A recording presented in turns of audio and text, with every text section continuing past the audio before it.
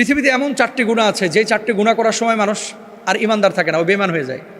4টা গুনাহ আছে, যেই 4টা গুনাহ যদি আপনি করেন আপনি ইমানের মধ্যে থাকবেন না। এই গুনাহ যখন মানুষ করে তার ইমান থাকে না, সে ইমান থেকে খারেজ হয়ে যায়। 4টা গুনাহ আমি যখন আলোচনাগুলো করি, আমি আমার মতো আলোচনা করছি, আপনারা আপনার মতো শুনতেছেন, কিন্তু এগুলো কলিজা কাঁপানো হাদিস। কলিজা কাঁপানো হাদিস। আল্লাহর হাবিব সাল্লাল্লাহু আলাইহি ওয়াসাল্লাম এইভাবেই বলেছে, এইভাবেই কিন্তু আপনাকে মানতে হবে। এই 4টা গুনার ধারে কাছে কোনো মানুষ যাবেন না, না হলে ঈমান থেকে খারেজ হয়ে যাবেন ঠিক ওই সময়টা। 1 নাম্বার, আবু হুরায়রা রাদিয়াল্লাহু তাআলা আনহু থেকে বর্ণিত হাদিসটি হলো, রাসূল আকরাম সাল্লাল্লাহু আলাইহি ওয়াসাল্লাম বলেছেন, কোনো ব্যভিচারী যখন ব্যভিচার করছে, অর্থাৎ এই যে শারীরিক মেলামেশা যখন করছে অবৈধভাবে, তার স্ত্রীর সাথে না, তার প্রেমিকার সাথে, তার গার্লফ্রেন্ডের সাথে, সে হোটেলে গিয়ে, সে বারে গিয়ে, এই যে যখন কোনো ব্যভিচারী ব্যভিচারে লিপ্ত হচ্ছে, আল্লাহ রাসূল সাল্লাল্লাহু আলাইহি ওয়াসাল্লাম বলছেন, ঠিক ব্যভিচারের ওই সময়টাই তার আর ঈমান থাকে না, সে বেঈমান হয়ে যায়।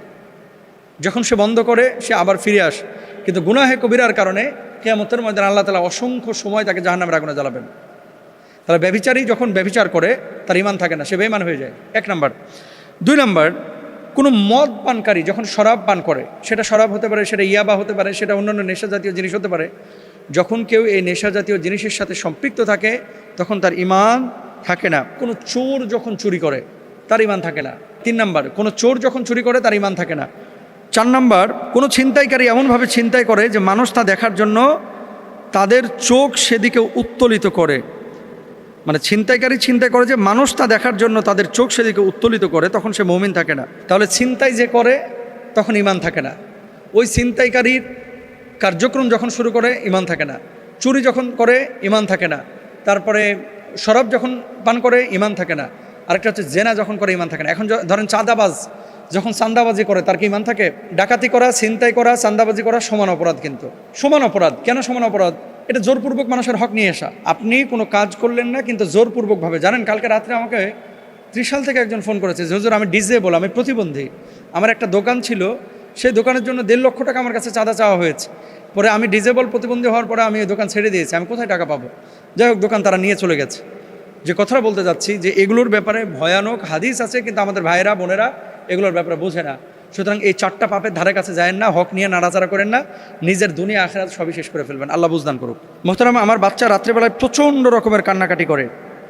কি কারণে কাঁদতেছে আমি বুঝতে পারতেছি না। এমত অবস্থায় এই বাচ্চার কান্না থামানোর জন্য কি করতে পারি মা হিসেবে? বাচ্চারা রাত্রিবেলায় মূলত 3টা কারণে কাঁদে। এটা হাদিস থেকেই বোঝা যায়। আল্লাহ রাসূল সাল্লাল্লাহু আলাইহি ওয়াসাল্লামের কিছু হাদিস রয়েছে, এটা আমি বলতেছি একটু পরেই। মূলত 3টা কারণে বাচ্চারা রাত্রিবেলায় কাঁদে। একটা হচ্ছে ভয়ানক স্বপ্ন দেখে। 2 নম্বর বিষয় হচ্ছে অসুস্থতা, পেটে ব্যথা অথবা গ্যাস ট্যাস হয়েছে, এটা দুনিয়াবী বিষয়। আর 3 নম্বর বিষয় হচ্ছে বদজিনের খোঁচাখুচি।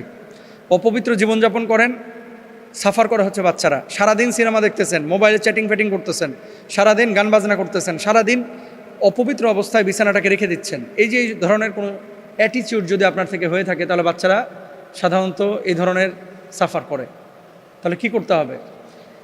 নবীজি সাল্লাল্লাহু আলাইহি ওয়াসাল্লামের যে ফর্মুলা, সেই ফর্মুলার দিকে একটু তাকান। প্রথমত দেখেন যে বাচ্চার পেট টেট ফুলে গেছে কিনা, বা শারীরিক কোনো অসুস্থতা আছে কিনা, এটা ডাক্তারের সাথে পরামর্শ করবেন। পেট ফুলে একেবারে ফুটবল হয়ে রয়েছে আর আপনি হুজুরের কাছে খালি পানি পড়া চাইতেছেন, তো আগে তো গ্যাসটা আপনাকে বাইর করতে হবে। পানি পড়া এই জন্য চাইতে পারেন যে মোহতারাম, কোরআন যেহেতু শিফা, একটু ঝাড়ফুঁক করে দেন, আমি এই পানিটা খাওয়াই, রাইট? আচ্ছা, সেটার জন্য আপনি পানি পড়া নিতে পারেন, কিন্তু পেটের গ্যাস বাইর করার জন্য আপনার তো ওষুধ খাওয়াইতে হবে, এটা তো দরকার। পিঠে ফোড়া উঠেছে, আপনি টেরি পাইলেন না, কাঁদতেছে। তো দুনিয়াবী যে অসুখগুলো আছে এগুলো ডাক্তারদের শরণাপন্ন হবেন। 2 নম্বর, অদৃশ্যগত দিক বিবেচনা করা যেতে পারে যদি কোনো ক্লু না খুঁজে পাওয়া যায়, যেমন জিন ও শয়তানি কুপ্রভাব। জাবির রাদিয়াল্লাহু তাআলা আনহু থেকে বর্ণিত, রাসূল আকরাম সাল্লাল্লাহু আলাইহি ওয়াসাল্লাম বলেন, যখন রাতের আঁধার নেমে আসবে, অথবা বলেছেন যখন সন্ধ্যা হয়ে যাবে, তখন তোমাদের শিশুদেরকে ঘরে আটকায় রাখো। আটকানো মানে বুঝেন, ঘরের দরজাগুলো জানলাগুলো বন্ধ করে দেবেন। বিশেষ করে কখন? সূর্য যখন অস্তমিত হবে, ডুববে, ঘরের দরজা বন্ধ করে দেবেন, জানালাগুলো বন্ধ করে দেবেন। কারণ এই সময় জিনেরা, বদজিনেরা ছোটাছুটি করে। কি বলছেন? যখন সন্ধ্যা হয়ে যাবে তখন তোমরা তোমাদের শিশুদের আটকে রাখবে, কেননা এই সময় শয়তানেরা ছড়িয়ে পড়ে। আর যখন রাতের কিছু অংশ অতিবাহিত হয়ে যাবে তখন তাদের ছেড়ে দিতে পারো। তোমরা ঘরের দরজা বন্ধ করবে এবং আল্লাহর নাম স্মরণ করবে, কেননা শয়তান বন্ধ দরজা খুলতে পারে না। আপনারা তো সন্ধ্যা লাগলে বাচ্চাদেরকে নিয়ে রেস্টুরেন্টে খাইতে যান, অনেক সময় সন্ধ্যা লগ্নে বাচ্চাদেরকে নিয়ে বাইরে হাঁটতে বের হন, এগুলো একটা আহাম্মুখী কাজ। বিশেষ করে ছোট বাচ্চারা, তারা কিন্তু খুব কোমল, তারা খুব নরম। আপনি করতে যান এগুলা, আর সমস্ত বিপদে পড়ে হচ্ছে এই বাচ্চারা। এই জন্য বাপ মাকে বলবো, সন্ধ্যা যখন নেমে যাবে বাচ্চা নিয়ে বাইরে বের হবেন না। একান্তই যদি বের হতেই হয় তাহলে রাত যখন গভীর হবে, ধরেন 8টা বেজে যাচ্ছে, 9টা বেজে যাচ্ছে, তখন আপনি বাচ্চাকে ঝাড়ফুঁক করে আয়াতুল কুরসি পড়ে তার বুকে ফুটো দিয়ে তারপরে বাইর হন। এটা করবেন। হুজুররা আবার এগুলো কী কয়, যখন ঠেলায় পড়ে, যখন বিপদে পড়ে, তখন আবার হুজুরদের কাছে দৌড়ে আসে। আগে যে কথাগুলো বলি এগুলো কিন্তু আমলে নেয় না অনেকে। যারা আমলে নিছে, আমাদের বাচ্চারা তো কাঁদে না, সিস্টেম তো আগে জানি, এজন্য কাঁদে না, এজন্য ভয় পায় না। আলহামদুলিল্লাহ।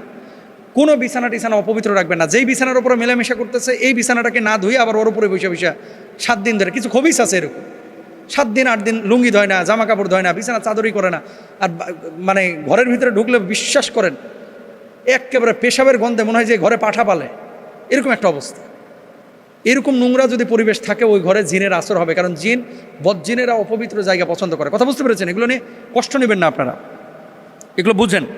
আচ্ছা, এরপরে আসেন, রাসূল আকরাম সাল্লাল্লাহু আলাইহি সাল্লাম বলেছেন, এমন কোনো নবজাতক নেই যাকে শয়তান খোঁচা দেয় না।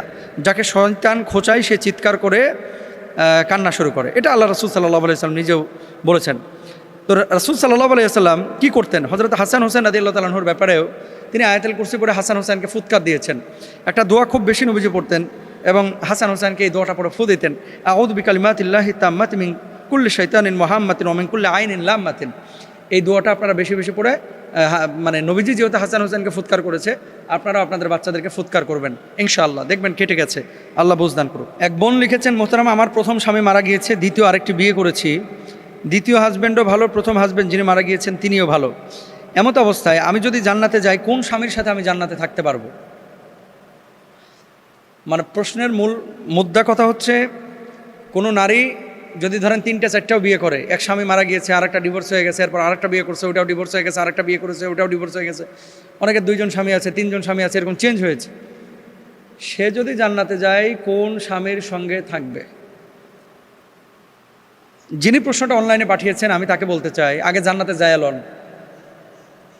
আপনি যদি জান্নাতে চলে যান, জান্নাতে যাওয়ার পরে আল্লাহ সুবহানাহু ওয়া তাআলা কোনো কার্পণ্য করবেন না তার নাজ নিয়ামত দিতে। এখন আপনি যদি বলেন যে আমি অমুক স্বামীর সাথেই থাকবো, আপনার জন্য আল্লাহ ব্যবস্থা করে দেবে।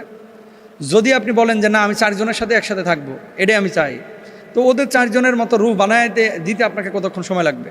এটা আল্লাহ দিতে পারেন। কিন্তু কিছু হাদিস আমরা পাই যে জান্নাতে প্রিয়জনদের সঙ্গে আল্লাহ সুবহানাহু ওয়া তাআলা দেখা করাবেন, এবং সূরা তুরের মধ্যেও 21 নম্বর আয়াতে আল্লাহ তাআলা এটা বলেছেন যে তাদের সাক্ষাৎ হবে। যারা জান্নাতি, বাপ মার সাথে দেখা হবে, ভাই বোনের সাথে দেখা হবে, সন্তান সন্তানের সাথে দেখা হবে। সেই হিসাবে আপনার হাজব্যান্ড যদি জান্নাতে যায়, তাহলে সেই হাজব্যান্ডের সাথে আপনার জান্নাতে দেখা হবে, যদি আপনি জান্নাতে যান। স্থায়ী জান্নাত যাতে তারা প্রবেশ করবে, এবং তাদের পিতা মাতা স্ত্রী সন্তানদের মধ্যে যারা সৎকর্মশীল তারাও তাদের সঙ্গে প্রবেশ করবে। এটা সূরা রাদের 23 নম্বর আয়াতে আল্লাহ তাআলা বলেছেন। আচ্ছা, এবার আসেন, জান্নাতে কোন স্বামীর সঙ্গে থাকবেন? কিছু আলেমের মতে কোনো নারীর একাধিক স্বামী থাকলে তিনি জান্নাতে তার সর্বশেষ স্বামীর সঙ্গে থাকবেন। এই মতের পক্ষে আবু দারদা রাদিয়াল্লাহু তাআলা আনহু থেকে বর্ণনাকৃত একটি হাদিস নবীজি সাল্লাল্লাহু আলাইহি সাল্লাম থেকে তিনি উল্লেখ করেছেন। তিনি তার স্ত্রী উম্মু দারদাকে বলেছিলেন, আমি রাসূল সাল্লাল্লাহু আলাইহি সাল্লামকে বলতে শুনেছি, কোনো নারী যার স্বামী মারা যাওয়ার পর অন্য কাউকে বিয়ে করে, সে জান্নাতে তার শেষ স্বামীর সঙ্গে থাকবে। মানে প্রথম স্বামী না, সব শেষ যাকে বিয়ে করেছে তার সঙ্গে জান্নাতে থাকবে, যদি সেই স্বামী জান্নাতে যায়। যদিও মুহাদ্দিসরা এই বর্ণনা সনদ নিয়ে আলোচনা করেছেন, মানে কেউ কেউ বলেছেন এটা দুর্বল বর্ণনা। উম্মে সালামা রাদিয়াল্লাহু তাআলা আনহা নবীজি সাল্লাল্লাহু আলাইহি ওয়াসাল্লামকে জিজ্ঞেস করেছিলেন, হে আল্লাহর রাসূল, কোনো নারী যদি দুনিয়ায় 2 জন স্বামী থাকে কোনো নারীর, তবে জান্নাতে সে কার সঙ্গে থাকবে? উত্তরে রাসূল সাল্লাল্লাহু আলাইহি ওয়াসাল্লাম বলেছিলেন, তাকে পছন্দের সুযোগ দেওয়া হবে, তখন সে সেই স্বামীকে বেছে নেবে যে দুনিয়ায় তার সঙ্গে সর্বোত্তম আচরণ করেছিলেন। অর্থাৎ কিছু না কিছু তারতম্যতা আছে, যে এই স্বামীটা আমার সাথে বেশি ইনসাফ করেছে, ওই স্বামী আমার সাথে কম ইনসাফ করেছে। তো ওই নারী যদি বলে বেশি ইনসাফ করা স্বামীর সঙ্গে থাকবে, আল্লাহ তাআলা সেটা ব্যবস্থা করে দেবেন। সুন্দর চরিত্র দুনিয়া ও আখিরাতের কল্যাণকে একত্রিত করে, এটা আল মুআজামুল কাবীরের মধ্যে রয়েছে। এখান থেকে অনেক আলেম মত প্রকাশ করেছেন, জান্নাতে নারীর সন্তুষ্টি ও সুখের বিষয়টি প্রাধান্য পাবে। অর্থাৎ কোনো নারী যদি বলে যে আল্লাহ আমি ওই স্বামীর সঙ্গে থাকবো, আল্লাহ তাআলা তার জন্য সেই স্বামীর ব্যবস্থা করবে। কোনো নারী যদি বলে যে আল্লাহ আমি অমুক স্বামীর সঙ্গে থাকবো, আল্লাহ তাআলা তার জন্য সেটাই ব্যবস্থা করবে। এখন আপনার ইন্টেনশনটা কি? আপনার মূল মাকসাদ, এখন জান্নাতে যাওয়ার পরে এমনও তো হতে পারে যে দুনিয়ার পচা গান্দা স্বামী বা স্ত্রী কেউ নাও চাইতে পারে। জান্নাতে মানুষটা যাবে যুবক হয়ে, এবং তাদেরকে আল্লাহ তাআলা এমন কিছু সক্ষমতা দেবে যেটা দুনিয়ার সাথে মিলবে না। তো আপনার রুচিও তো চেঞ্জ হতে পারে। বাংলাদেশে বসবাস করলে এক ধরনের রুচি, দুবাই, আমেরিকা অথবা ইংল্যান্ডে বসবাস করলে রুচি আরেক ধরনের। এখানে বাদামি চেহারা ভালো লাগে, ওখানে গেলে হোয়াইট ভালো লাগে, তাই না? এরকম হয় না অনেক সময়? তো জান্নাতে যখন আপনি যাবেন, আগে যায় এলন, যাওয়ার পরে পরেরটা পরে দেখা যাবে যে আপনি কোন স্বামীর সঙ্গে থাকবেন, আগে যায় নেন। আল্লাহ তাআলা আমাদেরকে বোঝার তৌফিক দান করুন।